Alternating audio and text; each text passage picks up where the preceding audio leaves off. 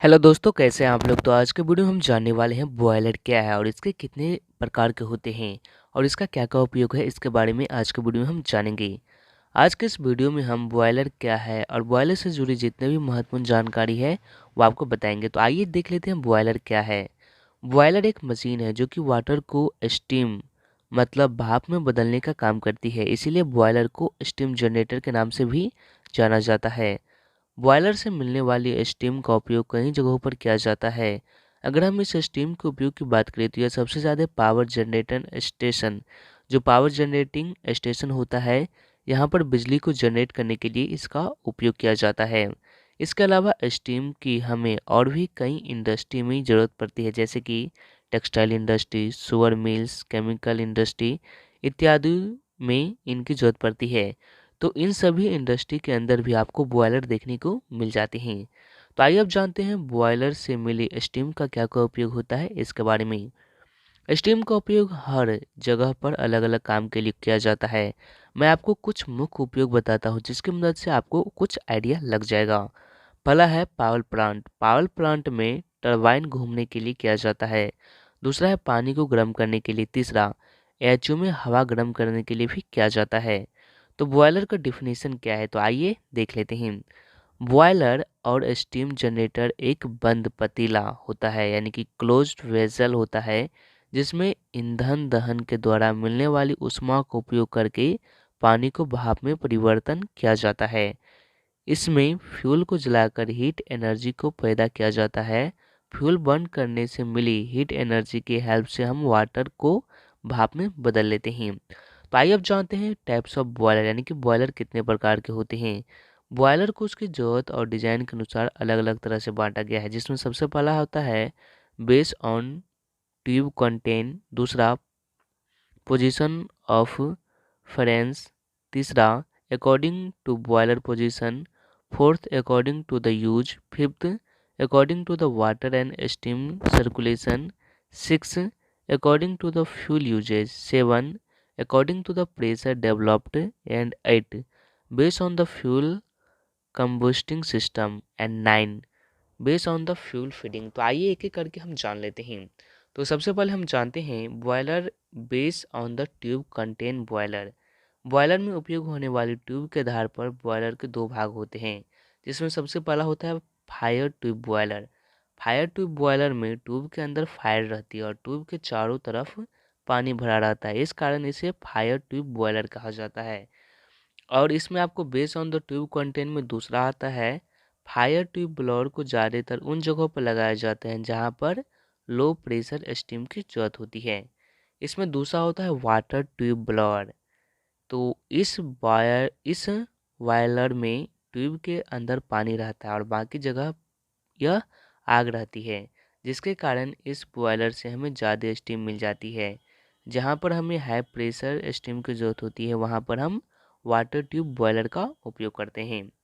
इसके बाद आती है पोजीशन ऑफ फ्रेंच बॉयलर। इसमें आती है पहला एक्सट्रीमली फायर ब्लोअर। इस प्रकार के बॉयलर में हम फ्रेंच के बाहर फायर को बॉयलर में देते हैं।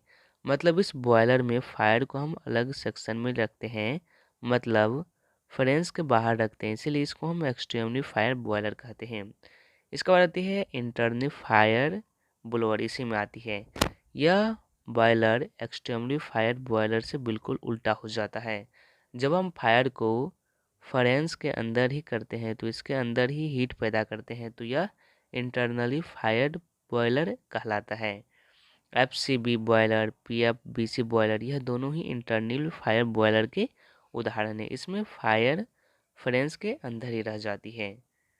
इसके बाद आती है according to the boiler position, यानी कि इसके अलावा बॉयलर को उसके पोजीशन के अनुसार विभाजित किया जाता है। इसमें बॉयलर पोजीशन का मतलब बॉयलर सेल की एक्सेस की पोजीशन है। इस तरह से बॉयलर को तीन भागों में बांटा गया है। पहला वर्टिकल बॉयलर, दूसरा हॉरिजेंटल बॉयलर और तीसरा इनक्लाइनेड बॉयलर। तो आइए अब जानते हैं अकॉर्डिंग टू द यूज, यानी कि यूज के हिसाब से बॉयलर को पहला स्टेशनरी बॉयलर में बांटा गया है। यह बॉयलर एक जगह पर फिक्स होते हैं, यह अपनी पोजीशन में बदलाव नहीं कर सकते। स्टेशनरी बॉयलर में वह सभी बड़े-बड़े बॉयलर आते हैं जिसमें कंपनी की बिल्डिंग में बनाया जाता है। अगर हम इसका उदाहरण की बात करें तो एफबीसी बॉयलर, सीएफबीसी बॉयलर, पीएफबीसी बॉयलर यह भी स्टेशनरी बॉयलर के ही उदाहरण है। यह सभी बॉयलर एक ही जगह पे फिक्स रहते हैं। इसके बाद क्या बताए थे आपको, पोर्टेबल बॉयलर।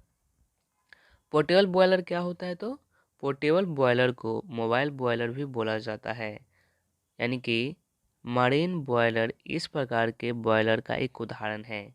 यह बॉयलर पानी के जहाज में उपयोग लाया जाता है। इस प्रकार मरीन बॉयलर जहाज में होने की वजह से अपनी पोजीशन को एक जगह से दूसरी जगह पर बदलता रहता है। इस प्रकार ये बॉयलर को ही पोर्टेबल बॉयलर और मोबाइल बॉयलर भी कहा जाता है। इसके बाद होती है according to the water and the steam circulation के आधार पर भी बॉयलर को बांटा जाता है। इसके अलावा स्टीम और वाटर किस प्रकार से बॉयलर के अंदर सर्कुलेट मतलब बह रहे हैं उसके अनुसार भी बॉयलर को विभाजित किया जाता है, जिसमें सबसे पहला है नेचुरल सर्कुलेशन बॉयलर। इसके अंदर वो सभी बॉयलर आते हैं जिसके अंदर वाटर और स्टीम का सर्कुलेशन नेचुरल रहता है। इस बॉयलर में हम कभी भी प्रकार के फोर्स को नहीं लगाते हैं। इस बॉयलर में स्टीम और वाटर नेचुरली तरीके से ही ऊपर और नीचे बहती है।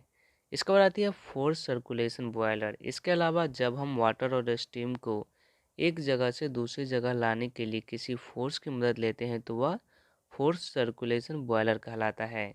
यह प्रक्रिया आपने कई बार देखी होगी कि हम बॉयलर में वाटर को एक जगह से दूसरी जगह लाने के पंप की मदद से ले जाते हैं। इस प्रकार से जिस भी बॉयलर में हम वाटर और स्टीम फ्लो करवाने के लिए फोर्स लगाते हैं वह फोर्स सर्कुलेशन बॉयलर कहलाता है।